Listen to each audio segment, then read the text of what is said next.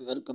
Rolls Royce दुनिया की सबसे लग्जूरियस कार्स बनाती है और दुनिया के सबसे अमीर लोग एक रोल्स रॉयस ओन करने के सपने देखते हैं। लेकिन सरप्राइजिंगली इसी लग्जूरियस रोल्स रॉयस की शुरुआत एक ऐसे लड़के ने की थी जिसका पूरा बचपन गरीबी में चाइल्ड लेबर करते हुए निकला। कहानी की शुरुआत होती है 1863 में। इंग्लैंड के एक छोटे से गांव में जन्म होता है हेनरी रॉयस का। जब रॉयस केवल 4 साल के थे तभी उनके फादर का बिजनेस बर्बाद हो गया और पूरी फैमिली सड़क पे आ गई। लेकिन ये तो केवल प्रॉब्लम्स की शुरुआत थी। इसके बाद महज 9 साल की उम्र में रॉयस ने अपने फादर को हमेशा के लिए खो दिया, जिस कारण उनकी मदर को मेड का काम करना पड़ा और रॉयस न्यूज़पेपर डिलीवरी करने लगे। अब तक रॉयस का फ्यूचर डार्कनेस से भरा हुआ था, लेकिन 14 साल की उम्र में उनकी लाइफ में एक टर्निंग पॉइंट आया। उनकी एक आंट ने हेनरी में पोटेंशियल देखा। वो ग्रेट नॉर्दर्न रेलवे कंपनी में गई और वहां 20 पाउंड पर एनम देके रॉयस को एज एन अप्रेंटिस ज्वाइन करवा दिया। अगले 3 सालों में रॉयस ने दिन रात एक कर दिए। दर्जनों बुक्स पढ़ के और फैक्ट्री में प्रैक्टिकली काम करके कारपेंट्री, मैथ्स और सबसे इंपॉर्टेंट इलेक्ट्रॉनिक्स का काम सीखा। 17 साल की एज तक वो एक फुली केपेबल मैकेनिक बन चुके थे। 21 साल की एज आते तक वो मैक्सिम वेस्टर्न नाम की कंपनी में एज एन इंजीनियर काम कर रहे थे। लेकिन फाइनेंशियल डिफिकल्टीज के चलते ये कंपनी बंद होने वाली थी। ऐसे में रॉयस के पास कई और कंपनीज में जॉब लेने का ऑप्शन था, लेकिन उन्होंने अपनी खुद की इलेक्ट्रिकल इंजीनियरिंग कंपनी खोलने का फैसला लिया। उन्होंने अपनी 20 पाउंड की सेविंग्स यूज की और मैनचेस्टर में एक छोटे से ऑफिस स्पेस से शुरुआत की एफएच रॉयस एंड कंपनी की। उन्होंने अपने एक दोस्त अर्नेस्ट क्लेरेमोंट को एज अ पार्टनर भी ज्वाइन करा लिया। इनिशियली सर्वाइव करने के लिए रॉयस को जो भी काम मिला उन्होंने किया, जैसे सुइंग मशीन रिपेयर करना, इलेक्ट्रिकल फिटिंग्स करना वगैरह। लेकिन फिर रॉयस ने देखा कि टाइम के साथ साथ इलेक्ट्रिकल लाइटिंग्स और फिटिंग्स की डिमांड बहुत बढ़ती जा रही है। इसीलिए उन्होंने आर्क लैंप्स, बल्ब होल्डर्स और इलेक्ट्रॉनिक डोरबेल की मैन्युफैक्चरिंग का काम चालू कर दिया और इसी काम ने कंपनी की किस्मत बदल दी। ईयर 1900 तक कंपनी की सेल्स 20,000 पाउंड्स क्रॉस कर गई थी। 38 की एज में रॉयस की एक फैमिली थी और वो एक बहुत बड़ी फैक्ट्री बिल्ड करने का प्लान कर रहे थे। सब कुछ अच्छा चल रहा था कि तभी कहानी में एक ट्विस्ट आता है। 1901 में जर्मन और अमेरिकन कंपनीज ने ब्रिटिश इलेक्ट्रॉनिक्स मार्केट में एंट्री ले ली। कंपटीशन एकदम से बढ़ गया और इलेक्ट्रॉनिक्स इक्विपमेंट के प्राइसेस काफी गिर गए। पूरी कोशिश के बाद भी रॉयस का बिजनेस क्रैश करने लगा और इतनी मेहनत से बनाए हुए बिजनेस को फेल होते देख रॉयस की फिजिकल और मेंटल हेल्थ तेजी से खराब होने लगी। जब रॉयस ने डॉक्टर को कंसल्ट किया तो उन्हें एक सिंपल एडवाइस मिली। ठीक होने के लिए रॉयस को फ्रेश एयर में रहने की जरूरत थी। साथ में उन्हें एक कार खरीदने की सलाह दी गई ताकि वो अपनी बॉडी को बिना स्ट्रेन दिए ट्रैवल कर सके। रॉयस ने एक वेकेशन लेके खुद को ठीक किया और फिर डेकोविल नाम की एक फ्रेंच मेड कार भी खरीद ली। ये कार काफी आवाज करती थी, ब्रेक्स इनइफेक्टिव थे और ओवर हीटिंग जैसी प्रॉब्लम्स भी थी। हेनरी जैसे परफेक्शनिस्ट के लिए ये कार बिलो स्टैंडर्ड थी, इसीलिए उन्होंने डिसाइड किया कि वो इस कार में माइनर मॉडिफिकेशंस करेंगे। लेकिन जाने अनजाने उन्होंने कार को पूरी तरह ही रीडिजाइन कर डाला। ये रीडिजाइन कार ओरिजिनल डेकोविल कार से काफी सुपीरियर थी और यहीं से रॉयस को कॉन्फिडेंस आया कि वो अपनी खुद की कार्स बिल्ड कर सकते हैं और इवन कार्स का बिजनेस भी कर सकते हैं। उन्होंने एक छोटी सी टीम असेंबल की और अपनी नई कार को डिजाइन करना चालू कर दिया। सभी पार्ट्स की ड्राइंग्स बन जाने पर उन्हें वर्कशॉप में कास्टिंग के लिए भेज दिया गया। इवेंचुअली रॉयस की 10 हॉर्स पावर और 2 सिलेंडर्स वाली एक कार शेप लेने लगी और ऑलमोस्ट हर एस्पेक्ट जैसे क्वाइटनेस, लाइटनेस, ड्यूरेबिलिटी और रिलायबिलिटी में ये कार हर मौजूदा कार से बेटर थी। 1 अप्रैल 1904 को इसे सबसे पहले रोड टेस्ट किया गया और अपने पहले ही टेस्ट में इसने करीब 50 किलोमीटर का डिस्टेंस तय किया बिना किसी प्रॉब्लम के। रॉयस ने 2 और कार्स बनवाई सेम मॉडल की और इन्हें टेस्ट कर करके इंप्रूव करने लगे। अब उन्होंने वर्ल्ड क्लास कार्स तो बना ली थी, लेकिन वो अकेले ही इन कार्स को पूरी दुनिया तक पहुंचाने के केपेबल नहीं थे और ऐसे में एंट्री होती है कहानी के दूसरे हीरो की, चार्ल्स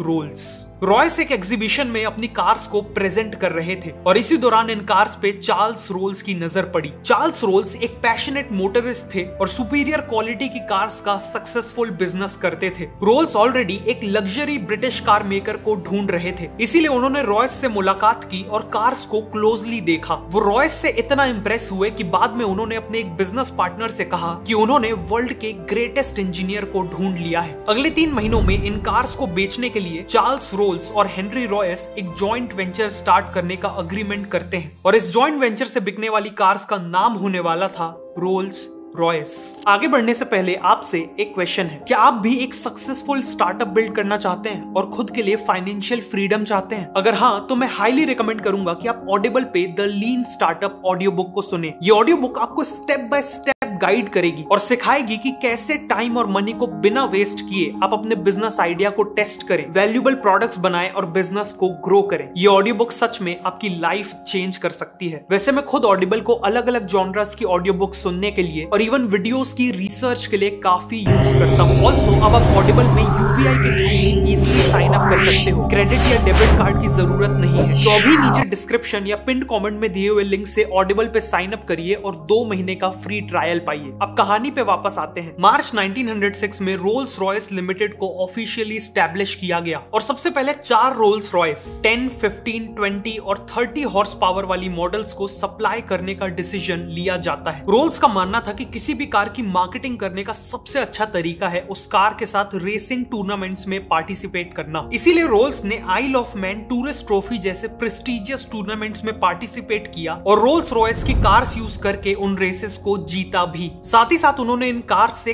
कई नए स्पीड रिकॉर्ड्स भी बनाए। इन सब से रोल्स रॉयस ऑलरेडी एक ग्रेट कार कंपनी की तरह एस्टैब्लिश हो चुकी थी, लेकिन अभी उनकी सबसे सक्सेसफुल कार का आना बाकी था। ईयर 1906 के एंड में रॉयस ने 40 और 50 हॉर्स पावर और 6 सिलेंडर्स के साथ एक मॉडल लॉन्च किया। इसकी बॉडी का कलर सिल्वर था और यह चलाने में बेहद स्मूथ और साइलेंट थी, बिल्कुल एक गोस्ट की तरह, और इसीलिए इसका नाम सिल्वर घोस्ट रखा गया। कार को मार्केट करने के लिए रोल्स ने 24,000 किलोमीटर का एक इंड्योरेंस टेस्ट प्लान किया, जिसमें सिल्वर घोस्ट को संडेज को छोड़कर 2.5 महीनों तक दिन और रात के लिए लगातार चलाया गया और 24,000 किलोमीटर का डिस्टेंस कवर किया गया। सिल्वर घोस्ट ने बिना किसी इशू के ये टेस्ट पास भी कर लिया। इसके अलावा रोल्स ने कई डेमोन्स्ट्रेशंस ऑर्गेनाइज किए जिसमें उन्होंने सिल्वर घोस्ट को विस्पर टेस्ट से गुजारा। इस टेस्ट में वो कार के बोनट के ऊपर एक कॉइन को बैलेंस करते हुए उसे बिना गिराए चलाते थे, जिससे प्रूव होता था कि ये कार एक्सट्रीमली स्मूथ है। इन्हीं स्ट्रेटजी से सिल्वर घोस्ट चारों तरफ best car in the world की तरह पॉपुलर हो गई और ये उस समय के किंग्स, क्वींस और इंडस्ट्री लीडर्स की फर्स्ट चॉइस बन गई। रोल्स और रॉयस की पार्टनरशिप का डिसीजन एक मास्टर स्ट्रोक साबित हुआ था। उन्हें हर तरफ से सक्सेस मिल रही थी कि तभी एक भयानक हादसा हो गया। कार्स के साथ साथ चार्ल्स रोल्स एविएशन के लिए भी काफी पैशनेट थे। 12 जुलाई 1910 को वो राइट फ्लायर नाम का प्लेन उड़ा रहे थे। फ्लाइट के दौरान एयरक्राफ्ट का टेल सेक्शन टूट गया और प्लेन 100 फीट की ऊंचाई से क्रैश कर गया। इस हादसे में 32 साल के चार्ल्स रोल्स ने अपनी जान गंवा दी। अनफॉर्चुनेटली एयरप्लेन एक्सीडेंट्स में जान गंवाने वाले वो ब्रिटेन के पहले इंसान बने। इस हादसे ने रॉयस को डीपली इंपैक्ट कर दिया था। वो इस लॉस से उभरने की कोशिश कर ही रहे थे कि 1911 में उन्हें एक और झटका मिला। उनकी हेल्थ तेजी से खराब होने लगी और डॉक्टर्स ने बताया कि उन्हें बॉल कैंसर है। उनका एक मेजर ऑपरेशन हुआ, लेकिन इसके बाद भी डॉक्टर्स ने कहा कि वो केवल 3 महीने ही जी पाएंगे। इस हालत में भी रॉयस बेड से ही सिल्वर घोस्ट के डिजाइन और इंजीनियरिंग को इंप्रूव करते रहे और फिर एक मिरेकल हुआ। देखते ही देखते 3 महीने बीत गए और रॉयस ने 100% रिकवरी अचीव कर ली। वापस आने के बाद रॉयस ने सिल्वर घोस्ट में मेजर इंप्रूवमेंट्स किए। ग्राउंड क्लियरेंस बढ़ाया गया, सस्पेंशन को इंप्रूव किया गया और शैसीज को भी स्ट्रॉन्ग बनाया गया। इसी दौरान रोल्स रॉयस ने देखा कि कार्स के बोनेट पे पर्सनलाइज्ड मैस्कॉट्स लगाने का एक ट्रेंड चला है, लेकिन कंपनी चिंता में थी कि लोग इनएप्रोप्रिएट मैस्कॉट्स लगा रहे हैं जिससे रोल्स रॉयस की इमेज नेगेटिवली इंपैक्ट हो सकती है। इसीलिए उन्होंने खुद का मैस्कॉट डिजाइन करवाया। इनके मैस्कॉट में एलेनोर थॉर्टन नाम की ब्रिटिश एक्ट्रेस और मॉडल को यूज किया गया है। ये स्कल्पचर एक वुमेन को आगे की ओर लीन करता दिखाता है। उनके हाथ पीछे की ओर स्ट्रेच्ड हैं और उनके ऊपर तेज हवा पड़ रही है। ये मैस्कॉट एक सेंस ऑफ ग्रेस, फ्रीडम और स्पीड को सिंबलाइज करता है। इसका नाम है स्पिरिट ऑफ एक्सटेसी। एक्सटेसी का मतलब है ओवरवेलमिंग हैप्पीनेस। इन सभी इंप्रूवमेंट्स के चलते रोल्स रॉयस की सेल्स और प्रॉफिट्स एक्सपोनेंशियली ग्रो कर रहे थे। 1913 तक उनका प्रॉफिट 90,000 पाउंड से भी ज्यादा हो चुका था और ब्रांचेस को इंटरनेशनली एक्सपैंड करने के भी प्लान्स थे। लेकिन फिर से कुछ ऐसा हुआ जिसने रोल्स रॉयस को ऑलमोस्ट बर्बाद कर दिया।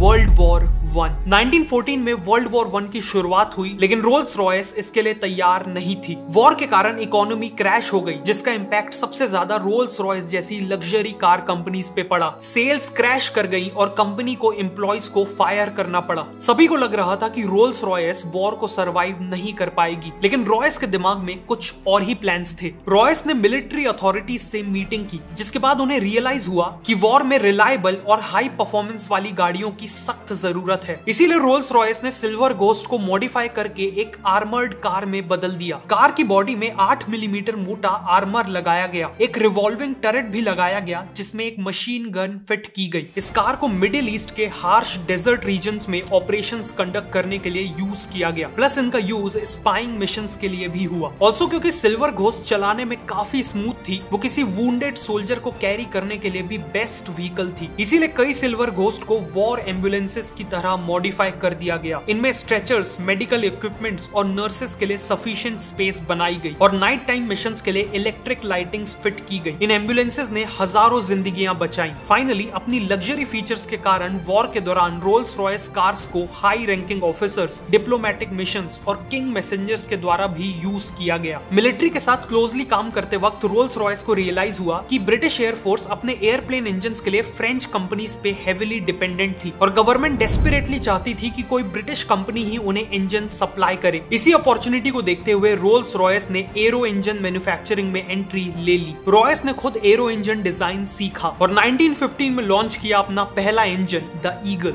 ये इंजन कंपटीशन के मुकाबले ज्यादा रिलायबल, लाइट और फ्यूल एफिशिएंट था। इसीलिए ब्रिटिश एयरफोर्स ने साल के एंड तक 500 ईगल इंजन्स का ऑर्डर दे दिया। लेकिन रॉयस यहाँ नहीं रुके, उन्होंने 1915 एंड में लाइट एयरक्राफ्ट्स के लिए हॉक इंजन बनाया। 1916 में ईगल का स्मॉलर वर्जन फैल्कन इंजन बनाया और 1918 में लार्ज और लॉन्ग रेंज एयरक्राफ्ट्स के लिए कॉन्डोर इंजन बनाया। इन इंजन्स के कारण ब्रिटेन को aerial combat, spying missions, anti submarine operations और बॉम्बिंग मिशंस, इन सभी में एक मेजर एडवांटेज मिला और यही उनकी जीत का एक इंपॉर्टेंट कारण बना। रोल्स रॉयस का एरो इंजन मैन्युफैक्चरिंग में एंट्री लेना एक ब्रिलियंट स्टेप साबित हुआ और आज भी हजारों कमर्शियल एयरक्राफ्ट्स और मिलिट्री एयरक्राफ्ट्स में रोल्स रॉयस के ही इंजन्स यूज किए जाते हैं। 1918 में वर्ल्ड वॉर 1 खत्म हो गई और अगले 15 साल रॉयस ने कार्स और एरो इंजन दोनों पे फोकस किया। उन्होंने एक स्मॉलर और चीपर कार लॉन्च की जिसका नाम था 20। अनफॉर्चुनेटली 20 की सेल्स ज्यादा इंप्रेसिव नहीं थी। 1925 तक लग्जरी कार मार्केट में बेंटली, डेल्मर और कैडिलैक जैसी ब्रांड्स के कारण कंपटीशन बहुत बढ़ गया था और रोल्स रॉयस को अपनी पोजीशन मेंटेन करने के लिए एक बोल्ड कार की जरूरत थी। इसीलिए उन्होंने सिल्वर घोस्ट को रिप्लेस करते हुए बेटर परफॉर्मेंस और 4 व्हील ब्रेक्स के साथ लॉन्च की द न्यू फैंटम। फैंटम काफी सक्सेसफुल हुई और इसने वापस से रोल्स रॉयस को लग्जरी कार मार्केट का किंग बना दिया। आगे चल के फैंटम 2 भी लॉन्च की गई जो इक्वली वेल रिसीव्ड थी। 1931 में रोल्स रॉयस ने बेंटली को अक्वायर कर लिया जो बैंकरप्ट होने वाली थी और इसके बाद रॉयस ने डिजाइन की एक और आइकॉनिक कार बेंटली 3.5 लीटर्स, जो रोल्स रॉयस और बेंटली इन 2 ग्रेट ब्रांड्स का एक सक्सेसफुल ब्लेंड था। लेकिन अनफॉर्चुनेटली रॉयस कभी भी इस कार को अपनी आंखों से नहीं देख पाए। 22 अप्रैल 1933 को 70 साल के सर हेनरी रॉयस ने अपनी आखिरी सांसें ली कार के प्रोडक्शन से कुछ ही महीने पहले। सर हेनरी रॉयस की डेथ से लेकर आज तक रोल्स रॉयस ने कई अप्स एंड डाउन्स देखे। एक तरफ फैंटम 3, सिल्वर शैडो और घोस्ट जैसी आइकॉनिक कार्स लॉन्च की, तो वहीं दूसरी तरफ 1960s में फाइनेंशियल डिफिकल्टीज का सामना करना पड़ा जिस कारण उनके एविएशन और ऑटोमोबाइल बिजनेस को अलग अलग कर दिया गया और करंटली रोल्स रॉयस मोटर्स को BMW ओन करती है। लेकिन आज भी रोल्स रॉयस अपनी आइकॉनिक कार्स के कारण अल्टीमेट लग्जरी का ग्रेटेस्ट सिंबल है। एक रोल्स रॉयस को ओन करना एक ऐसी मास्टरपीस को ओन करने जैसा है जो रॉयस के परफेक्शन और रोल्स के करिश्मा को सिंबलाइज करती है। डोंट फॉरगेट कि अपना खुद का स्टार्टअप स्टार्ट करना है तो ऑडिबल पे the lean startup audio book को जरूर सुनना और ऑडिबल के 2 महीने के फ्री ट्रायल के लिए नीचे डिस्क्रिप्शन या पिन कमेंट में दिए हुए लिंक को यूज करना।